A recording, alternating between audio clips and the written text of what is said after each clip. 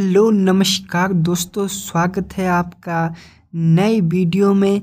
हम आज की इस वीडियो को लेकर आए हैं SJVN ITI टेक्निकल एग्ज़ाम में जो क्वेश्चन पूछे जाते हैं लो से हाई की ओर हम क्वेश्चन जानेंगे। वर्कमैन ट्रेनिंग SJVN के लिए जिनका भी एग्ज़ाम 11 नवंबर को है तो वो तैयारी कर सकते हैं, क्योंकि इस वीडियो में हम 100 क्वेश्चन जानेंगे और 10 दिन में हम 1000 क्वेश्चन टॉप के क्वेश्चन तैयार करेंगे। तो चलिए बिना देरी के साथ हम वीडियो को शुरू करते हैं। तो पहला क्वेश्चन है आपके पास, बिजली की इकाई क्या है? ये तो आपको सभी को पता है कि वाट में हम बिजली को मापते हैं और ये रहती है आपकी पावर की यूनिट भी। उसके बाद वोल्ट मीटर किसे मापता है? धारा को, वोल्टेज को, है ना। तो ये मापता है वोल्टेज को और वोल्ट की इकाई होती है वोल्टेज, है ना। उसके बाद ओम का नियम क्या है? B=I/R, ऑप्शन नंबर ए। उसके बाद दिया है क्वेश्चन, यदि वोल्टेज स्थिर है और प्रतिरोध बढ़े तो धारा क्या होगी? वोल्टेज अधिक है ना, और प्रतिरोध बढ़ा दे तो धारा हमारे पास घटेगी। अगर प्रतिरोध घटेगा तो धारा बढ़ेगी। तो उसके बाद पांचवा क्वेश्चन है, 1 किलोवाट में कितने वाट होते हैं? 1000 वाट होते हैं, एक kWh। उसके बाद इलेक्ट्रिकल मशीन से कुछ क्वेश्चन है, DC मोटर का कार्य सिद्धांत क्या है? वर्किंग प्रिंसिपल ऑफ मोटर का पूछा है, तो ये चुंबकीय बल पर चालक इसका राइट आंसर है।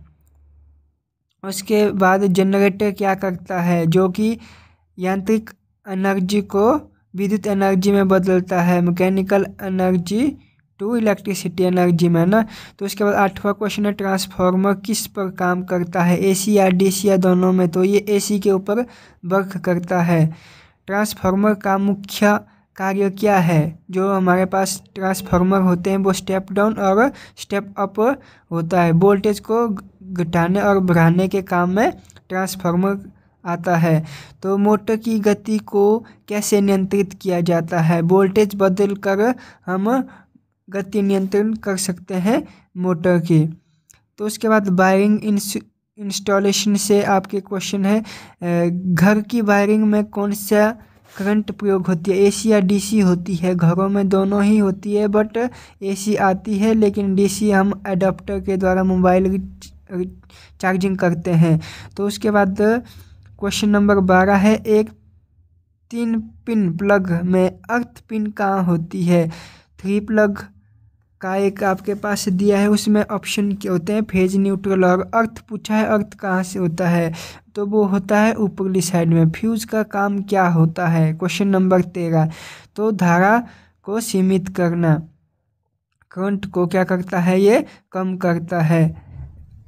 और हाई वोल्टेज या ओवर हीटिंग के दौरान भी फ्यूज कार्य करता है। ये क्या है? सेफ्टी डिवाइस है। उसके बाद है, सर्किट ब्रेकर क्या होता है? क्वेश्चन नंबर 14, सर्किट ब्रेकर का काम क्या होता है? ये क्या करता है?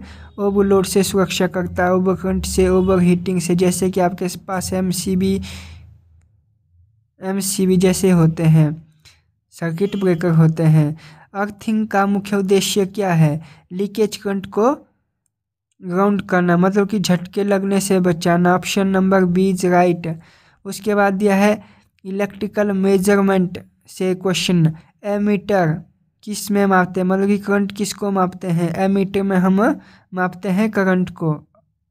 उसके बाद क्वेश्चन दिया है, मैगर का उपयोग किसके लिए किया जाता है? मैगर का काम तो ये होता है इंसुलेशन टेस्ट के लिए। जैसे कि वायर के ऊपर जो PVC चढ़ा होता है या कोई भी इंसुलेटर हो, तो इंसुलेशन टेस्ट के लिए मैगर का उपयोग किया जाता है। मल्टीमीटर से क्या मापा जाता है? मल्टीमीटर से हम वोल्टेज, धारा, प्रतिरोध को माप सकते हैं। Option number C is right. उसके बाद वाट मीटर मापता है, क्या मापता है?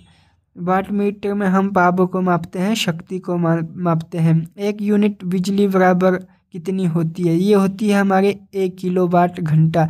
1 किलो वाट घंटा, 1 kWh। उसके बाद पावर एनर्जी से क्वेश्चन दिए हैं, पावर फैक्टर का मान कितना होना चाहिए? एक सबसे अच्छा पावर फैक्टर होता है ना। तो option number B is right. यदि पावर फैक्टर घटे तो क्या होगा? अगर पावर फैक्टर हमारा घटता है तो हमारे पास पावर घटेगी, है ना, जो पावर है वो घटेगी। उसके बाद क्वेश्चन है एसी सप्लाई की फ्रीक्वेंसी कितनी होती है भारत के अंदर? तो होती है 50 हर्ट्ज।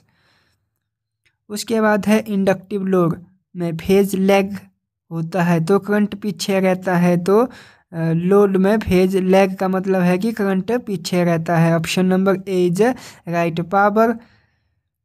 पावर का सूत्र पूछा है कि पावर का सूत्र क्या होता है? तो P equal to V into I होता है पावर का फॉर्मूला। दोस्तों आपका लेवल 2 चल पड़ा है। इलेक्ट्रिकल मशीन एसी और डीसी के क्वेश्चन है ये। तो इसमें पूछा है डीसी मोटर में कम्यूटेटर का काम क्या होता है? तो इस कम्यूटेटर का काम होता है धारा की दिशा को बदलना, या आपसे पूछा जाएगा, ऑप्शन दिया होगा एसी टू डीसी कन्वर्ट करती है कम्यूटेटर। उसके बाद क्वेश्चन है जनरेटर में आर्मेचर क्या पैदा करता है? तो विद्युत धारा। जनरेटर से हमारे इलेक्ट्रिसिटी मिलती है। Option number B is right. उसके बाद ट्रांसफार्मर का को किस से बनाया जाता है? सिलिकॉन स्टील से बनाया जाता है, क्योंकि हिस्टैरिसीस हानि और ईडी करंट के लॉस को कम करने के लिए हम सिलिकॉन स्टील का उपयोग करते हैं। लैमिनेट के फॉर्म में कोर को तैयार करते हैं। उसके बाद है ट्रांसफार्मर की दक्षता अधिक कब होती है? जब आयरन लॉस और कॉपर लॉस कम होगा तो एफिशिएंसी बढ़ेगी, दक्षता बढ़ेगी। तो उसके बाद 3 फेज इंडक्शन मोटर में स्लिप क्या होता है? स्लिप तो ये होता है NS minus NR। Option number A is right. Wiring and circuit protection से क्वेश्चन पूछे हैं। MCB का पूरा नाम क्या है? तो मिनिएचर सर्किट ब्रेकर होता है MCB का पूरा नाम। तो DP MCB में DP का मतलब क्या होता है? जो MCB दी होती है ना डबल पोल, तो उसका मतलब होता है ऑप्शन नंबर ए डबल पोल।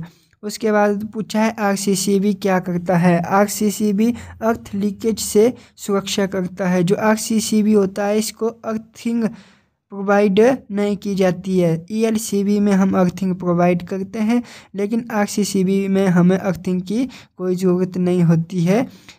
तो ये इसका काम होता है अर्थ लीकेज से सुरक्षा करता। Option number B. उसके बाद क्वेश्चन दिया है डिस्ट्रीब्यूशन बोर्ड में न्यूट्रल बार का उपयोग कहाँ किया जाता है? अर्थ से जोड़ने के लिए न्यूट्रल का उपयोग किया जाता है, मतलब कि न्यूट्रल को हम ग्राउंड कर देते हैं। उसके बाद क्वेश्चन पूछा है सीरीज सर्किट में धारा कैसी रहती है? धारा सेम रहती है और वोल्टेज डिवाइड होती है सीरीज कनेक्शन में। और पैरेलल कनेक्शन में क्या होता है? वोल्टेज सेम रहती है और करंट डिवाइड हो जाता है। उसके बाद इलेक्ट्रिकल इंस्ट्रूमेंट के क्वेश्चन है क्लैंप मीटर से क्या मापते हैं हम? क्वेश्चन ये दिया है ना, किसे मापते हैं हम? वोल्टेज, करंट, प्रतिरोध या पावर। तो करंट को मापते हैं हम, है ना। तो इसमें करंट दिया है। तो मैगर से क्या टेस्ट करते हैं ये आपको बता दिया है, इंसुलेशन रेजिस्टेंस। अर्थ टेस्टर में कितने इलेक्ट्रोड होते हैं, कितने टर्मिनल होते हैं? अर्थ टेस्टर में 3 इलेक्ट्रोड होते हैं। उसके बाद क्वेश्चन है एनर्जी मीटर में रेवोल्यूशन पर kWh का अर्थ क्या होता है? तो इसका अर्थ होता है ऑप्शन नंबर एक यूनिट के लिए डिस्क का घूमना। उसके बाद मूविंग कॉइल इंस्ट्रूमेंट किस करंट के लिए प्रयोग होता है? मूविंग कॉइल हमेशा DC के लिए उपयोग होता है।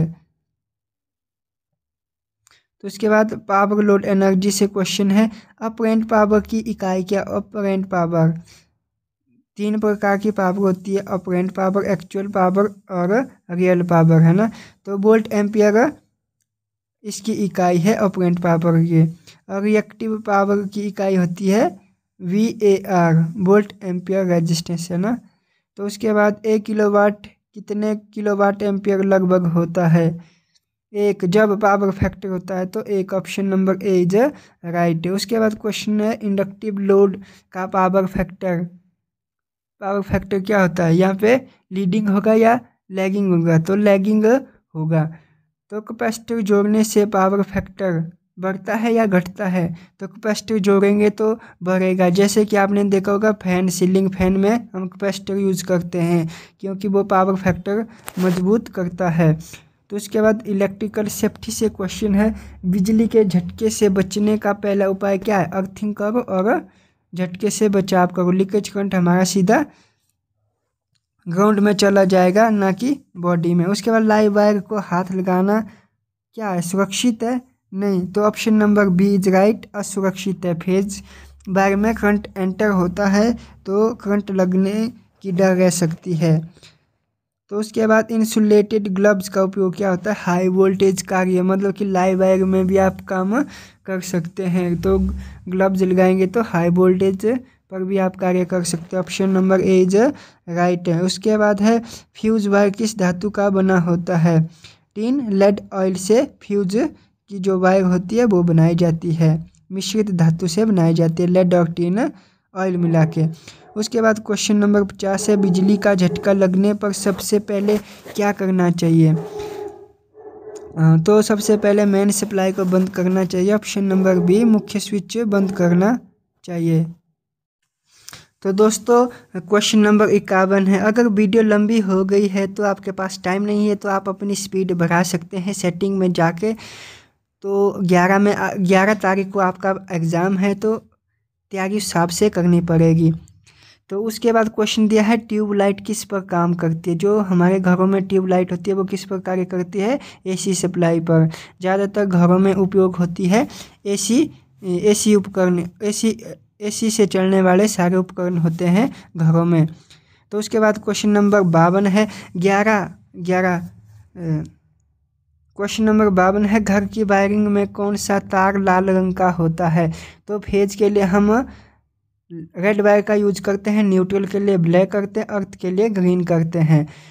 तो इसका आंसर होगा फेज, ऑप्शन नंबर सी। उसके बाद वायर की लंबाई बढ़ने से प्रतिरोध क्या होगा? है ना, अगर लंबाई बढ़ती है तार की तो प्रतिरोध बढ़ता है, अगर लंबाई घटेगी, मोटाई होगी तो प्रतिरोध घटता है। उसके बाद यहाँ पूछा है वायर की मोटाई बढ़ने से क्या होता है? प्रतिरोध घटता है मोटाई के बढ़ने पर, है ना। लोड बैलेंस का अर्थ क्या है? हर फेज पर समान लोड है, मतलब कि अगर बैलेंस है, हर लोड बैलेंस है तो क्या होगा? इसका अर्थ क्या है? लोड बैलेंस है तो option number A is right है कि हर फेज में समान लोड है। उसके बाद क्वेश्चन है, 3 फेज सिस्टम में न्यूट्रल की आवश्यकता कब होती है? जब अनबैलेंस लोड होता है तो तब हमें न्यूट्रल की आवश्यकता होती है। Option number A is right. उसके बाद है क्वेश्चन, अर्थिंग रेजिस्टेंस का मान कितना होता है? अर्थिंग रेजिस्टेंस का मान 1 ओम से कम होता है। तो उसके बाद स्टार कनेक्शन में फेज वोल्टेज और लाइन वोल्टेज का संबंध क्या है? VL equal to √3 into VPH। Option number A is right. Delta connection में line current equal to √3 into phase current होता है डेल्टा कनेक्शन में। Option number A is right. Single phase motor खुद क्यों नहीं स्टार्ट होती है? क्योंकि option number A, rotating field नहीं बनता है, जिसके कारण हमारी सिंगल फेज मोटर खुद नहीं स्टार्ट होती है। उसके लिए हमारे को कैपेसिटर लगाना पड़ता है ज़्यादातर, है ना। तो ये क्वेश्चन है हमारे SJVN के लिए, जो इलेक्ट्रिसिटी बोर्ड में भी पूछे जा सकते हैं ये question. NTPC, HPSC, EB, Himachal Pradesh state electricity board, है ना। तो उसके बाद क्वेश्चन है option number question number 61, starter का प्रयोग DC मोटर में क्यों किया जाता है? स्टार्टर से हम क्या करते हैं? करंट को कम करते हैं और मोटर को चालू करते हैं, क्योंकि मोटर पहले स्टार्टिंग में करंट अधिक लेती है। तो option number B is right answer, जो प्रारंभिक करंट सीमित करने के लिए हम उपयोग में लाते हैं। 3 फेज इंडक्शन मोटर की गति घटाने के लिए क्या करते हैं? हम वोल्टेज घटाएंगे तो हमारी वोल्टेज घट जाएगी। उसके बाद क्वेश्चन दिया है, स्लिप रिंग मोटर में स्टार्टिंग टॉर्क ज़्यादा होता है, कम होता है, क्या होता है? तो option number B is right, ज़्यादा होता है स्लिप रिंग मोटर में स्टार्टिंग टॉर्क।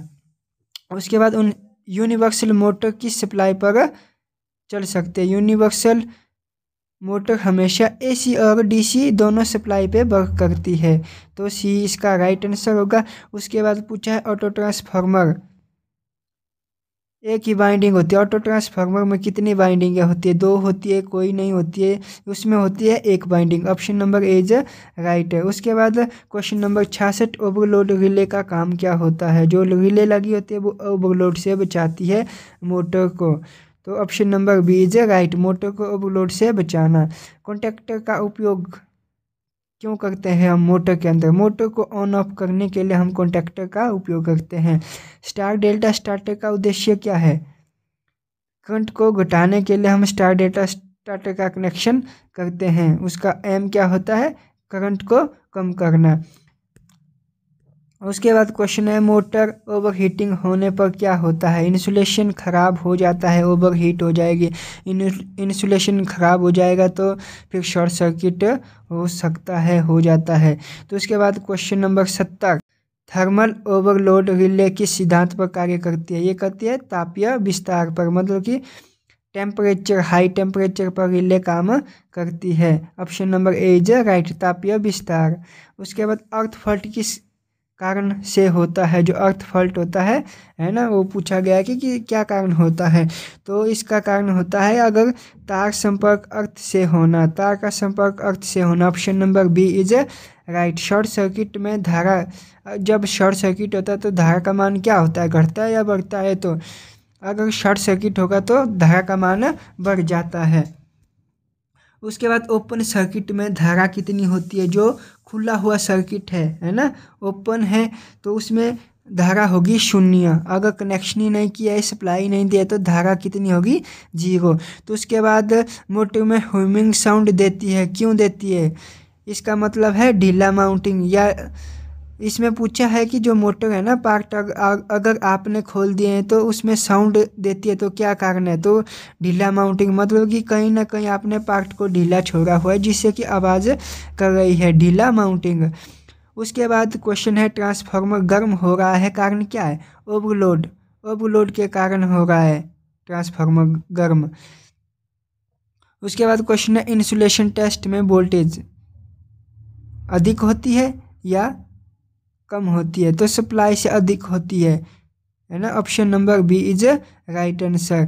अर्थ रेजिस्टेंस मापने का यंत्र, अर्थ रेजिस्टेंस, तो मैगर के द्वारा हम अर्थ रेजिस्टेंस को मापते हैं और इंसुलेशन को भी मापते हैं। वो होता है मैगर, और अर्थ रेजिस्टेंस से भी मापते हैं हम मैगर। कंटिन्यूटी टेस्ट से क्या पता चलता है? जो कंटिन्यूटी आप टेस्ट करते हैं मल्टीमीटर के द्वारा करते हैं ज़्यादातर आप, है ना, तो उसमें लग जाता है पता कि तार हमारी टूटी है, क्रैक है, या कहीं से सप्लाई नहीं आ रही है। तो option number A is right होगा। उसके बाद फेज सीक्वेंस मीटर से क्या जानते हैं? जो फेज सीक्वेंस का मीटर होता है उससे हम फेज का क्रम जानते हैं। Option number A is right. उसके बाद क्वेश्चन दिया है टंग टेस्ट का उपयोग क्यों किया जाता है वोल्टेज पहचानने के लिए? टंग टेस्ट का उपयोग क्यों किया जाता है वोल्टेज पहचानने में? तो उसके बाद इंडस्ट्रियल वायरिंग सर्किट से क्वेश्चन है इंडस्ट्रियल वायरिंग में कौन सी पाइपिंग उपयुक्त है? तो PVC कंड्यूट। उसके बाद क्वेश्चन नंबर 82, 3 फेज सप्लाई में कितने तार होते हैं? 3 फेज सप्लाई में आपने देखा होगा कि 3 फेज होते हैं और एक न्यूट्रल होता है। Option number C is right answer, 4 होते हैं। स्टार डेल्टा स्टार्टर में पहले मोटर को स्टार में क्यों जोड़ा जाता है? ताकि वोल्टेज को कम करने के लिए हम स्टार डेल्टा स्टार्टर को स्टार्ट करने में, मतलब कि जोड़ा जाता है स्टार्ट करने के लिए ना, वोल्टेज को घटाने के लिए। तो उसके बाद मोटर की दिशा कैसे बदलती है? किसी भी 2 फेज को बदलकर, या कि सप्लाई को आपस में चेंज करके हम दिशा को बदल सकते हैं। मोटर की गति जांचने का उपकरण टैकोमीटर, टैकोमीटर के द्वारा हम मोटर की गति, जो मोटर घूमती है उसकी गति को हम टैकोमीटर से जांच सकते हैं। Option number A is right answer. Power system distribution से क्वेश्चन है ट्रांसमिशन लाइन का वोल्टेज अधिक क्यों रखा जाता है? अधिक इसलिए रखा जाता है ताकि पावर लॉस घटाने के लिए, है ना, पावर लॉस घटाने के लिए। Option number A is right answer. तो उसके बाद न्यूट्रल वायर का वोल्टेज, न्यूट्रल वायर में कितना वोल्टेज होता है, तो 0 होता है, क्योंकि फेज वायर में वोल्टेज आता है और न्यूट्रल वायर से रिटर्न हो जाता है। और इसका आंसर क्या होगा, ऑप्शन नंबर ए 0। तो 3 फेज सप्लाई में वोल्टेज कितनी होती है, 400 से 440 वोल्टेज होती है, और सिंगल फेज में 230 वोल्टेज होती है। ट्रांसफार्मर का कोई मूविंग पार्ट होता है, ट्रांसफार्मर में कोई घूमने वाला पार्ट पूछा है होता है या नहीं, क्योंकि उसके अंदर नहीं होता है। ट्रांसफार्मर एक स्टैटिक डिवाइस है, ओके, जो वोल्टेज को अप डाउन करता है, बढ़ाता है, घटाता है। तो उसके बाद क्वेश्चन नंबर 90, डिस्ट्रीब्यूशन ट्रांसफार्मर का वोल्टेज रेटिंग क्या होता है, डिस्ट्रीब्यूशन है ना। तो डिस्ट्रीब्यूशन करते हैं तो मान आपके पास 11 kV की लाइन आ गई है और ट्रांसफार्मर उसको स्टेप डाउन करेगा और 400 वोल्टेज आपको घरों के लिए या डिस्ट्रीब्यूशन मतलब कि वोल्टेज रेटिंग दे देगा आपको। तो उसके बाद सेफ्टी फर्स्ट एड से फिर से क्वेश्चन पूछे हैं, बिजली के झटके से व्यक्ति बेहोश हो गया है तो पहले क्या करना चाहिए आपको। सबसे पहला स्टेप पूछा है क्या करेंगे आप, तो सबसे पहला स्टेप बेटर होगा आप सप्लाई को बंद करें, option number B is a right, मुख्य सप्लाई को बंद करें। उसके बाद फर्स्ट एड CPR का अर्थ क्या होता है, CPR की फुल फॉर्म पूछिए तो कार्डियोपोलिम। उसके बाद अर्थिंग प्लेट की कितनी गहराई पर लगाई जाती है, मतलब कि अर्थिंग प्लेट जो अर्थिंग करते हैं हम तो उसको हम करते हैं 2.5 से 3 मीटर तक। इसमें 3 ऑप्शन नहीं दिया है तो 2.5 मीटर हम राइट आंसर करेंगे। तो उसके बाद अर्थिंग में कोयला और नमक क्यों डालते हैं, रेजिस्टेंस को कम करने के लिए हम डालते हैं कोयला और नमक, option number A is right. तो उसके बाद क्वेश्चन है इलेक्ट्रिकल लोड का प्रकार कौन सा नहीं है, तो इसमें रेजिस्टिव लोड भी होते हैं, इंडक्टिव लोड भी होते हैं, कैपेसिटिव भी होते हैं, तो लेकिन ऑप्शन नंबर डी ये नहीं होते हैं। उसके बाद मोटर एफिशिएंसी, मोटर की एफिशिएंसी पूछिए कितनी होती है, आउटपुट और input into 100, option number A is right. Transformer में लॉस कितने प्रकार के होते हैं, 2 प्रकार के लॉस होते हैं, है ना, कॉपर लॉस और आयरन लॉस। उसके बाद लाइटिंग अरेस्टर का काम क्या होता है, LA का काम पूछा है कि क्या होता है, बिजली गिरने से सुरक्षा देना। जो आसमानी बिजलियाँ हमारे सब स्टेशन डिस्ट्रीब्यूशन में पड़ती है तो उनको उनके बचाव के लिए हम LA लगा देते हैं ऊपर, जो कि बिजली के गिरने से आसमानी बिजली को सीधा ग्राउंड कर देता है। तो ये आज की इस वीडियो का लास्ट क्वेश्चन है, घर की मुख्य सप्लाई में 3 तार कौन से होते हैं, बेसिक क्वेश्चन है तो आपको पता होना चाहिए, फेज, न्यूट्रल और अर्थ होते हैं, option number A is right. तो SJVN की तैयारी के लिए हम करेंगे 100 क्वेश्चन रोज़, तो ये हो जाएंगे हमारे पास 10 दिन में 1000 क्वेश्चन। तो आज के लिए इतना ही काफ़ी है। अगर आपको वीडियो अच्छी लगी तो वीडियो को लाइक कीजिए, शेयर कीजिए, और चैनल पर न्यू है तो चैनल को सब्सक्राइब कीजिए। तो मिलते हैं नेक्स्ट वीडियो में।